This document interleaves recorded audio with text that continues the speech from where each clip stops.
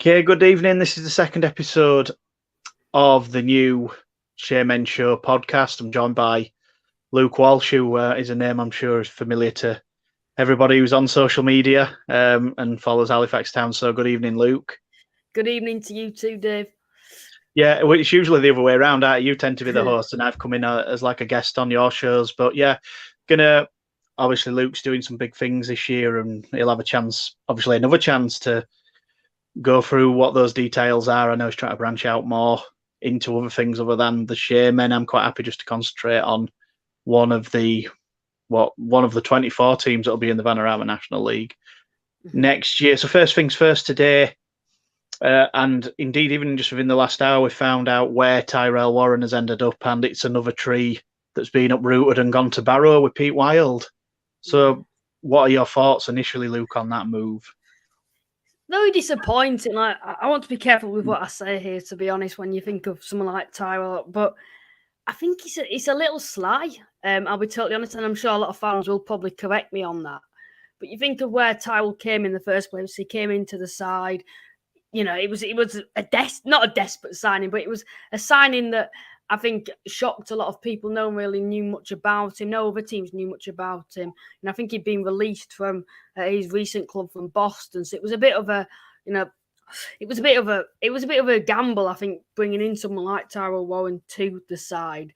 And then it's got to the end of the season and you would have potentially thought, he could have maybe signed a new deal with the club. So then if we did sell him, we may have potentially got a fee for him. Instead, he's just, left the club and gone to Barrow, who, I don't think a lot of our fans are happy with at this moment in time, nicking our manager and nicking two of our best players. Would you agree? Yeah, I mean, with Tyrel Warren, maybe to put another spin on it, I know he was released from Boston United last pre-season. He had been involved at Oldham Athletic. I mean, I don't think he was a regular first teamer, but he'll be somebody that Pete Wild's known from his time at Halifax and, at Oldham and now Barrow. So, I mean, he's taken a player to another club that he has known for a number of years, prior to signing him for Town last season.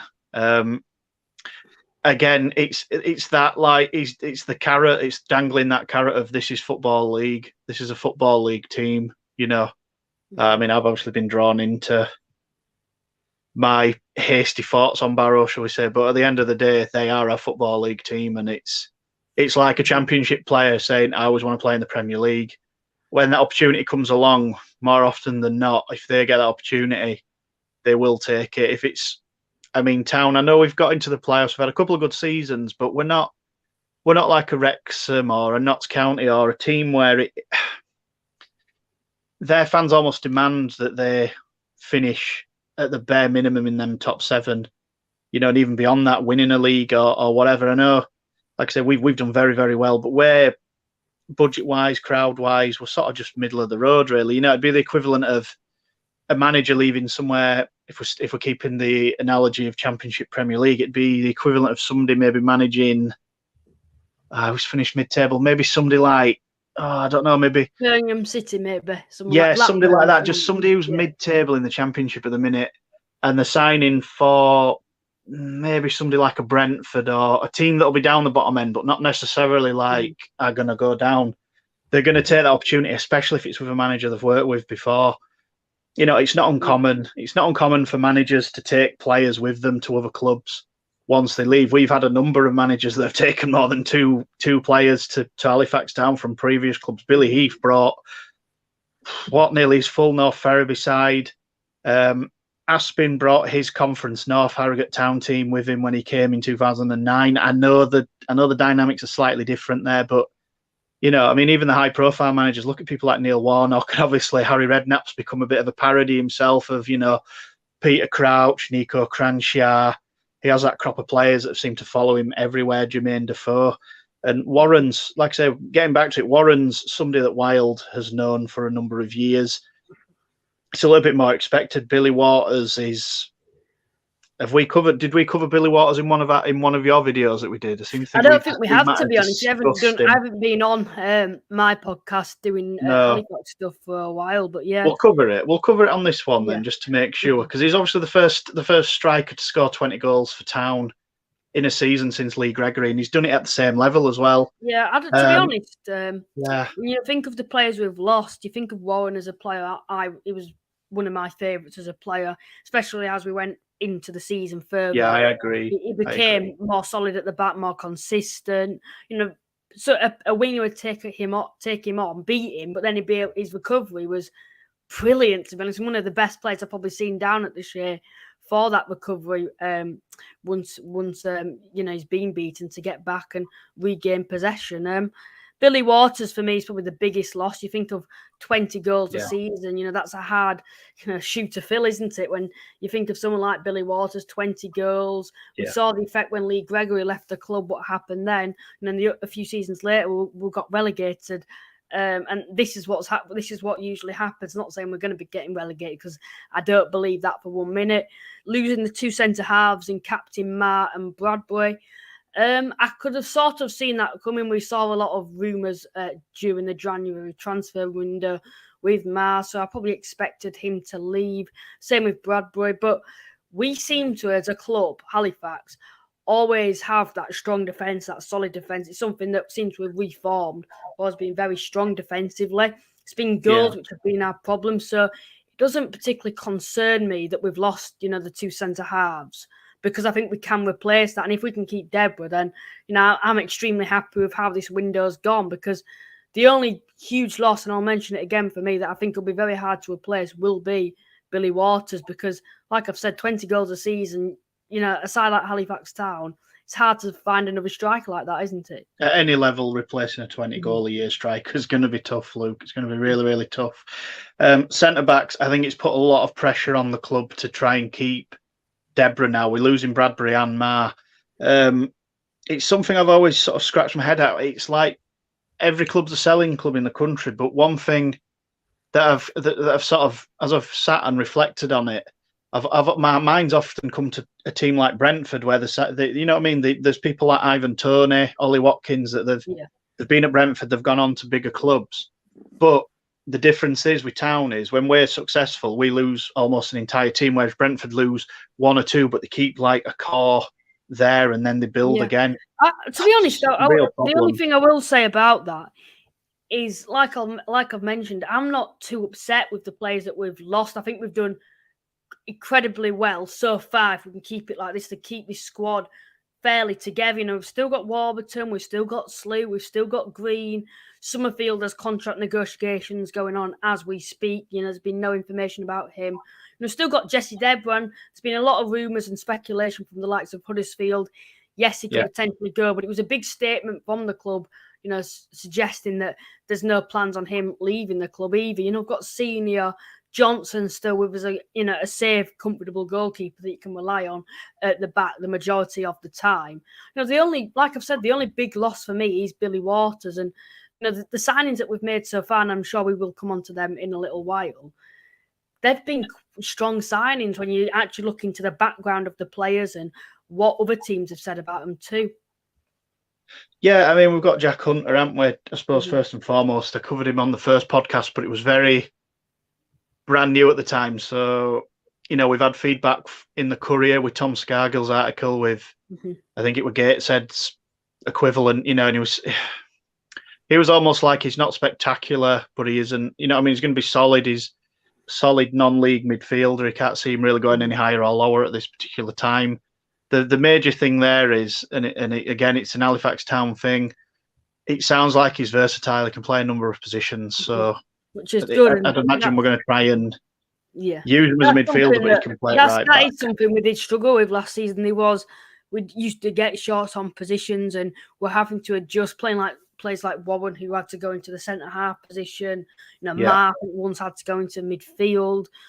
That was the big problem, I think, last season, which is every season. But you've got a versatile player that, yes, may not be a regular start at the start of the season when we've got a full fit squad. He's someone that can play in a number of positions, and when the injuries do start to come in, he could be a good fit. And talking a bit about him himself, I've had a lot of good reports from Gateshead fans. Obviously, it's been quite mixed, like you've mentioned. The Gateshead reporter said that he's just a safe, comfortable non-league midfielder that can't really play at any higher level or any lower. On the other hand, there has been Gateshead fans saying they're very upset to see him leaving the club. Yeah, Crucial part of their success last season. A consistent midfielder that always puts 100% in, and that's crucial at Halifax Town. That's what the fans love to see. A player like Billy Waters, who's just departed from the club, put 100% into every single game, and if he can bring that to the team and up that energy in the midfield when it is down, I think we'll be strong next season. Yeah, I mean, I foresee a respectable season under Millington. Obviously, the big thing, we're sort of jumping around topics here a little bit, Luke, but there's one of 3 or 4 outcomes. Is Pete Wild going to be successful? It isn't really going to work for Millington, or is it going to be the other way around? Is Wild not going to be that good without Millington, and Millington's going to kick on? Or are they both going to be successful, or are they both going to be unsuccessful without one another? You know what I mean? There's a good number of outcomes here, but even though we've lost Pete Wild, I read this on the forum. I've started going on the forum again. I've had a hiatus for a few months because it's usually the forum's a forum. Yeah. And somebody said Net or the Facebook one, the sharemen.net. Somebody posted, and I'm really sorry, I can't remember who it were, but they raised a great point. Even though Wild's gone and Millington's still manager, we've still probably got the same team behind the scenes that do recruitment. These will be the players that have scouted Deborah, Warren, as I say, probably might have known Wild from before. People like Spence, all those kind of players. We've still got that infrastructure in place, even though Pete Wild has left. We do still have that infrastructure in place. Yeah, you say that there's more good news than bad news.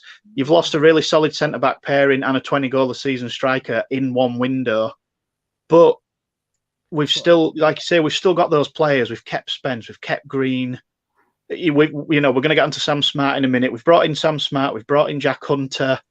We're not almost sweating on deciding what's happening with the players that we've brought in. It's that same cliche of the start of the season where you say potential, which they do. They have potential. We saw last season Billy Waters potential, Deborah potential. Yeah. There's lots more players who we brought in who had potential.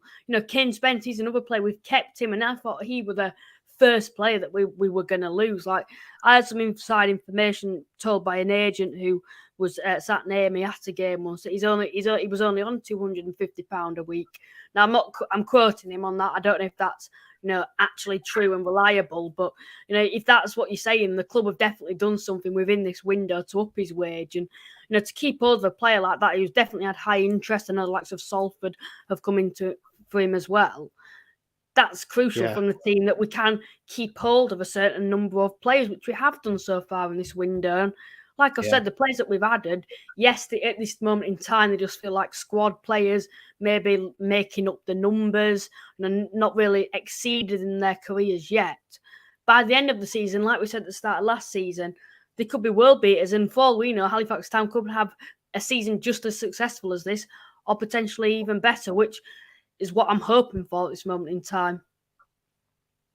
So, I mean, it got banded around, as we were finishing 3rd/4th. It's the highest Halifax have finished for 20 years. Yeah. It's higher than it's higher than they finished in 2005-06. I think they finished 5th that year, or it may have been. It was 4th or 5th.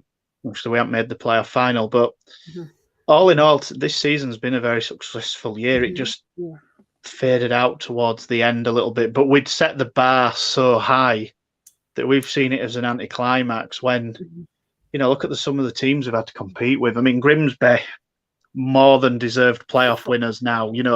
Now that I can sit back and I was able to take in the playoffs after we'd gone, the more than worthy, playoff winners. I don't think we can even be feel too hard done by that we lost to Chesterfield. Chesterfield came with a game plan. And it got executed pretty much perfectly, and they got through. But I really don't know what to expect this coming year. Millington first team coach role of his career, stepping up from being obviously a coach or assistant manager, and we'll just have to see how it goes. I'd imagine that Summerfield or Woods, had he stayed, would have maybe acted as a sort of unofficial player coach.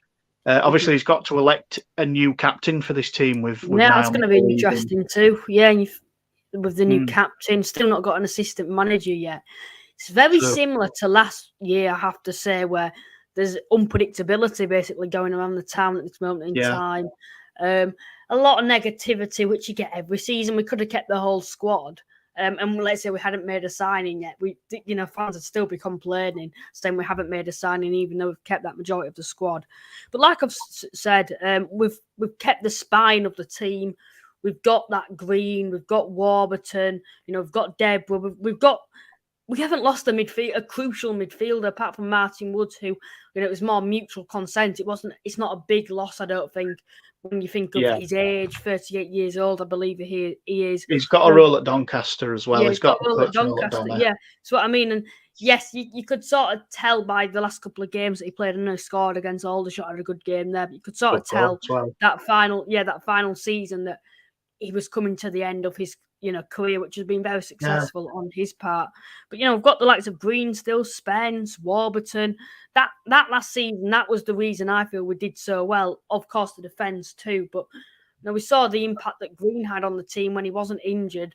We started to struggle. Summerfield as well, when he was injured, we used to struggle, and that was probably when our downfall happened. Them final games of the season against the likes of Aldershot and Stockport, we didn't have them two midfielders in the team. But yeah, just talking a bit about the signings, Jack Hunter, I'm very impressed. I think he can offer something to the team. I know I've mentioned him just a second ago, but I'll let you carry on. But yeah, Sam, is it Sam Smarts, who's come from Eastleigh? I've heard a lot of good reports from their fans. I looked at his statistics, and they don't look great on paper, I will be honest. However, he's been in and out of the team with injuries in the past couple of seasons. Very likeable by Eastleigh, and I've heard some Eastleigh fans say that they thought he was going to go on to play in the Football League. So it's a big bonus for us that we've managed to bring in a player of his qualities if he does succeed and live up to the potential, which is what we expect. Let's just hope we see more ins than outs from Sam Smart if he's an in and out type player. I know a lot of them said he scores a few goals, but he's more of somebody that would assist. So we need to find somebody to kind of get on the end of what his crosses and his assists and what he's going to bring to the team. So we've sort of covered Jack Hunter enough. I mean, half the Gateshead squad, once he'd left, had quoted either our welcome tweet or his farewell message to them. They're all saying he's quality, brilliant, great athlete, all that sort of stuff, which bodes well because if there was any kind of spats, even within a team, they wouldn't feel obliged to do that. I have to admit, I can't remember. I mean, I only watched Halifax once against Eastleigh this year, and we beat them 4-0. I can't really remember Sam Smart in their team. He may have not even played that day. I have been told by I don't know if you watched that new signing interview they did with him, the club. No, I haven't yet. On Sam Smart. And I remember Wyatt Bairns, who obviously does coverage for Halifax on YouTube and Twitter. He was saying, he was speaking to, I think was it to Nauma I was speaking to? It might have been Chris Millington himself, actually.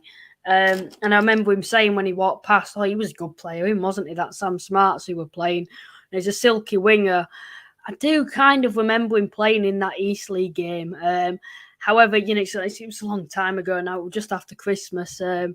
But yeah, I've seen a few clips of him, and he does look like a silky player. And I don't know if you've seen that quote that we put on Twitter, but he said he wants to entertain the fans and make it an enjoyable experience for him. And that's something that, especially the South Standers like myself and yourself, will enjoy and will, take advantage of if it does come off this. Like we all the South Standers on the day all love the likes of Jamie Allen, don't they, who attack the South Stand with no fear.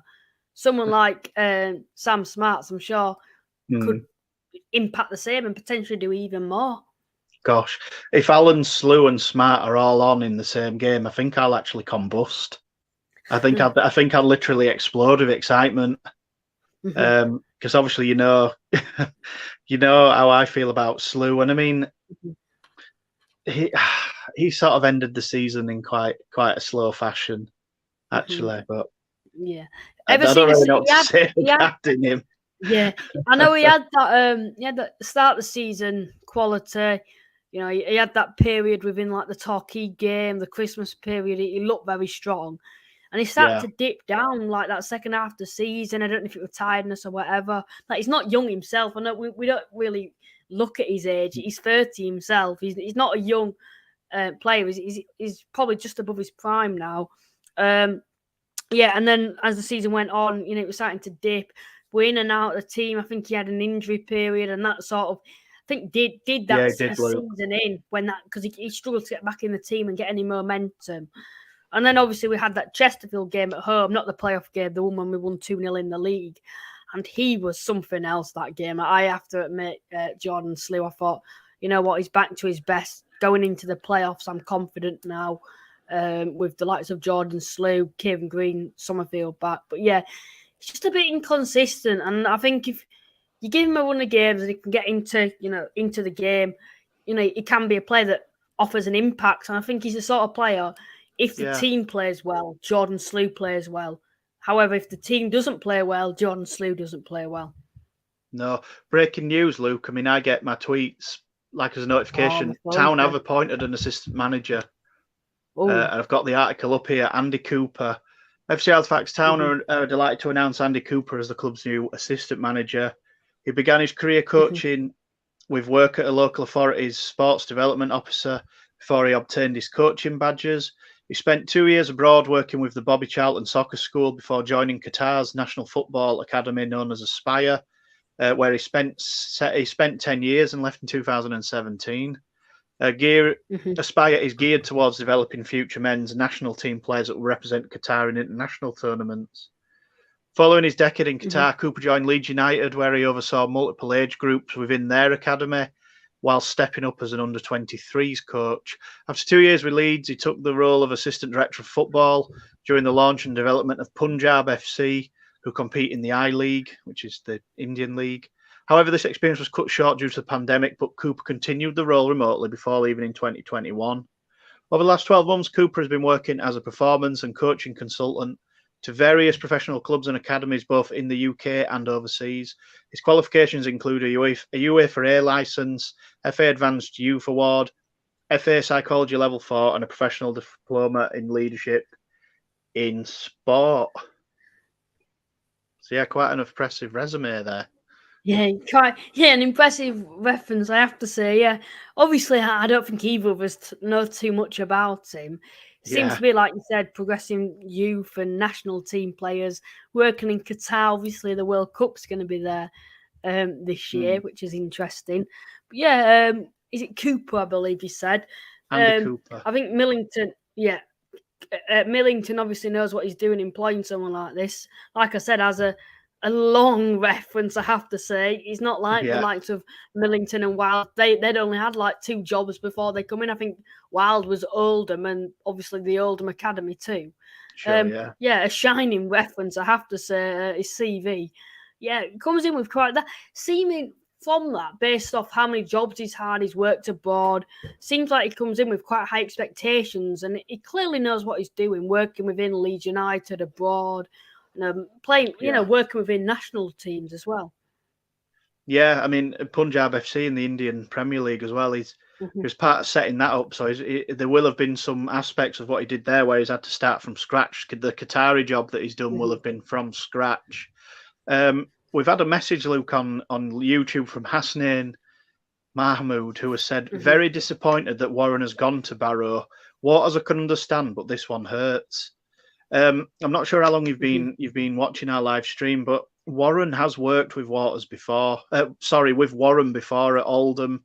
So he does have a little bit of previous with Warren. So he's took a player with him that he knows well to another club. It's the way that we got Niall Maher when Jamie Fullerton come in with him. You know, he'd worked previously with Maher at Bolton Wanderers, so he felt comfortable that he could bring Niall Maher into the club. And I mean, he's from August 2008, he's the 6th highest appearance holder for this club, 171 appearances. Obviously, he's now gone to Grimsby, but yeah, we've covered Warren and we're talking about Andy Cooper now. coming in. Yeah, So, we can talk about a signing. Andy Cooper, I'm sure, has administered and passed his own medical also. So, yeah, we haven't had to wait on his medical before it got announced. Yeah. Yeah. I think he might have an impact on signings as well. I'm sure he knows he has a lot of contacts within the football world. But yeah, interesting appointment. I do have to say. Yeah, I mean, his links with Leeds United's under 23s.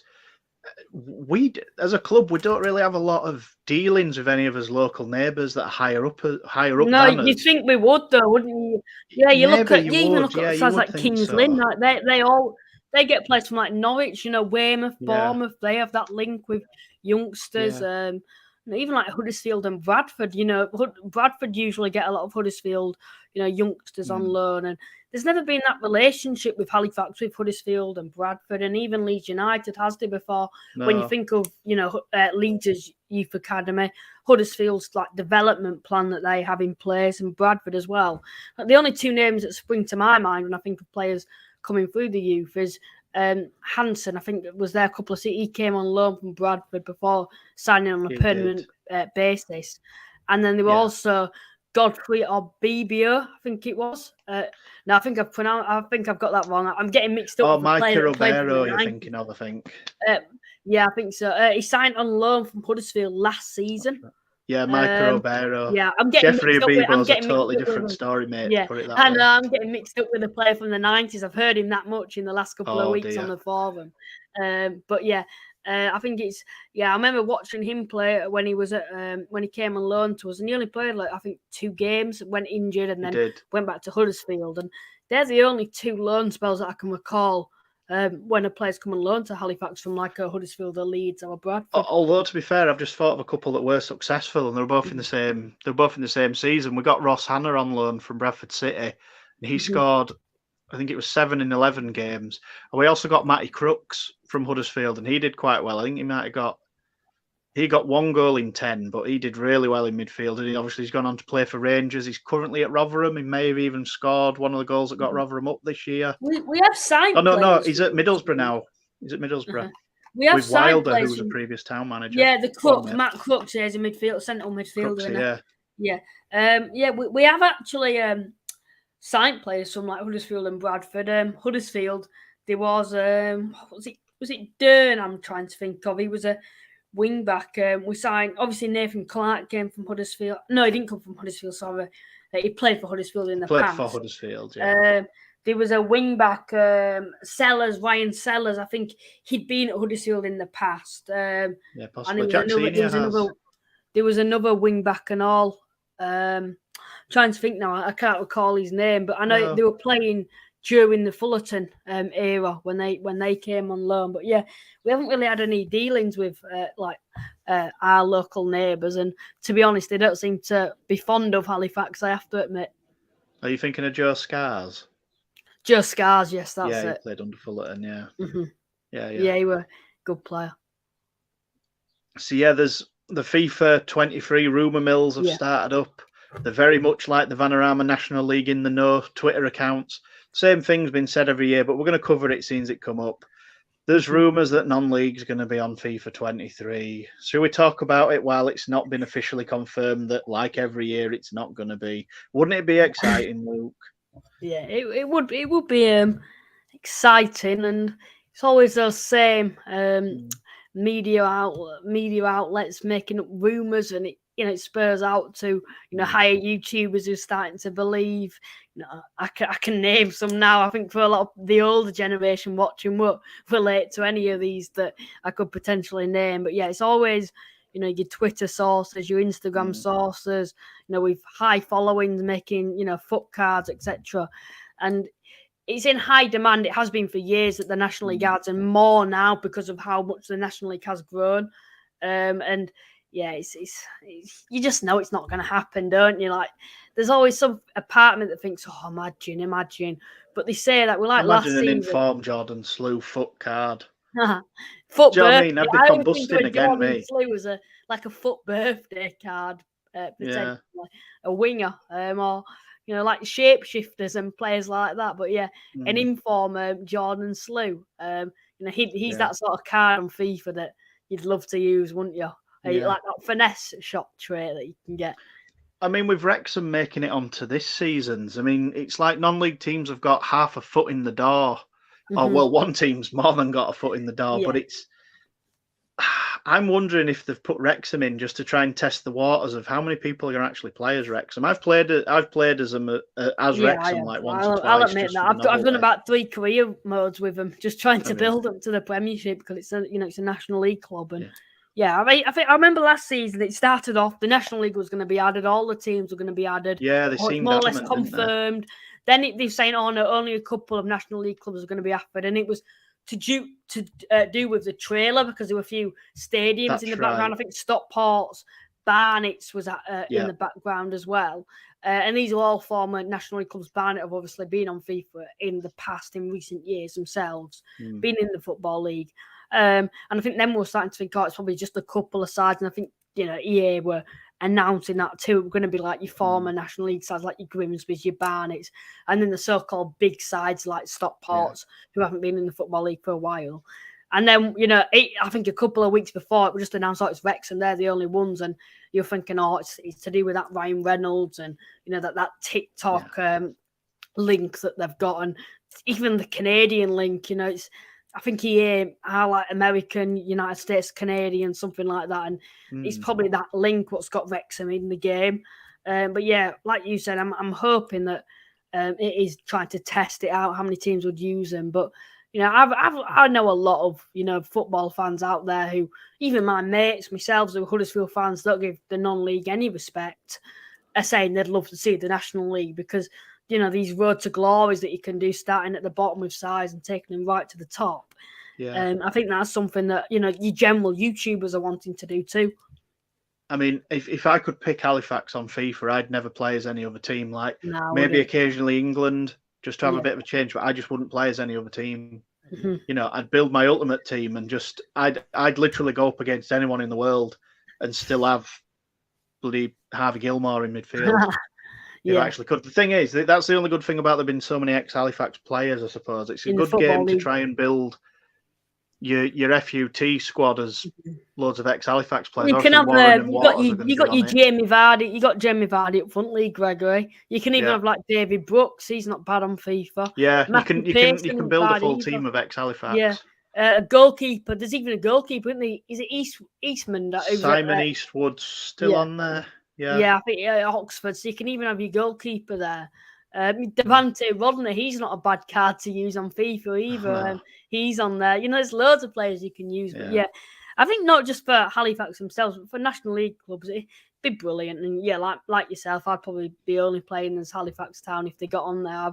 I've even tried creating all the players this season on the customization settings and creating a club with them, creating Halifax, making it look like the Shane.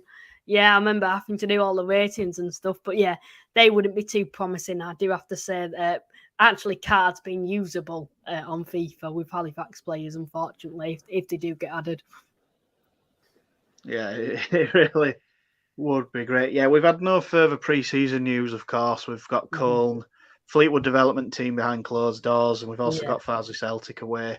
I'm sure the pair of us will be all over friendlies and tweeting out and retweeting once it's there. But we'll wrap the podcast up, the video cast. If you've tuned in, the few people have tuned into the live feed, we'll wrap it up there. I'm hoping to bring this out every week. Depends on what's happening over pre-season. It might be a little bit more infrequent over pre-season, but I aim to have something out at least once a week. And thanks for joining me, Luke. Absolutely no problem. Thank you for having me on. Yeah, no worries, mate. Yeah. And up the Shaman. Up the Shaman.